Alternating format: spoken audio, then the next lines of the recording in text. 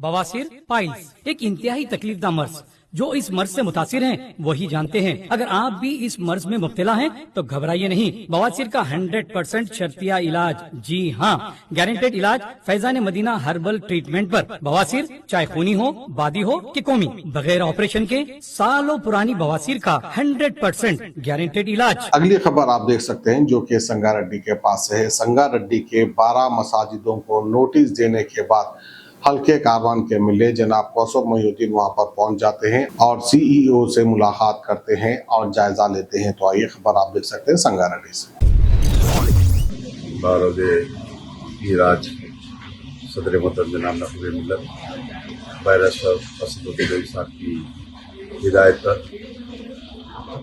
जो पिछले कई दिनों से जिले संगारेड्डी के अंदर 11 से 12 मकामात के ऊपर नेशनल हाईवे 65 की जानिब से जो मसाजिद को नोटिस देकर शहीद करने का जो मंसूबा बना रहे थे, मैं समझता हूँ आज से 20-25 साल पहले जो मुतंगी रुद्रारम की जो मस्जिद के लिए बहुत बड़ी गड़बड़ हुई थी और उस गड़बड़ के अंदर सदर मोहतरम जनाब नक़ीब मिल्लत बैरिस्टर असदुद्दीन साहब के ऊपर भी केस हुआ था, हबीब मिल्लत जनाब अकबरुद्दीन साहब के ऊपर भी केस हुआ था। उसके बाद वो काम को रोक दिया गया था, मगर पिछले कई दिनों से फिर चाहे वो मुतंगी की मस्जिद हो या पटन चोरी की मस्जिद हो या रुद्रारम की मस्जिद या रुद्रारम का कब्रस्तान और उसी तरीके से कई बारगाहें सुल्तानपुर, बिद्दापुर और इस्माइल खान पेट और ऐसे कई मकामात के ऊपर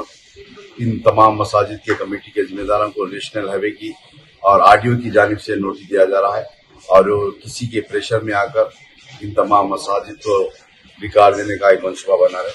और वहाँ से कल सदर मोहतरम जनाब नक़ीब मिल्लत बैरिस्टर असदुद्दीन साहब के पास पटनचरू, मुतंगी, रुद्रारम, बिद्दापुर और दीगर इलाके के लोग सदर मोहतरम के पास आने के बाद सदर मोहतरम ने तफसीलात सुनकर मुझको हिदायत दी है कि जाकर सीओ साहब से मुलाकात करने के लिए। मैं आया सीओ साहब के पास, तमाम मकामात के लोग के साथ में आकर सीओ साहब से बात किया। सीओ साहब ने अभी गवर्नमेंट को और कलेक्टर हैदराबाद, कलेक्टर संगारेड्डी को, आरटीओ संगारेड्डी को, पटेंचेरू को, तमाम जिम्मेदारों को, नेशनल हाईवे के अहदेदारों के साथ में लेटर को भेजा गया। जो 22 तारीख के दिन जो मीटिंग रखी थी उस मीटिंग को पोस्टपोन कर दिया गया और उसमें क्लियर लिखा गया कि ये मीटिंग ना करे और जब तक वोट को बुलाए नहीं, जब तक कोई वहाँ पर ना मसाजिद कमेटी जाएंगे ना कोई जाएंगे। और ये इंशाअल्लाह सदर मोहतरम को तफसीलात बताने के बाद सदर मोहतरम फिर जो हिदायत देंगे उसके बाद हम काम करने के लिए तैयार है।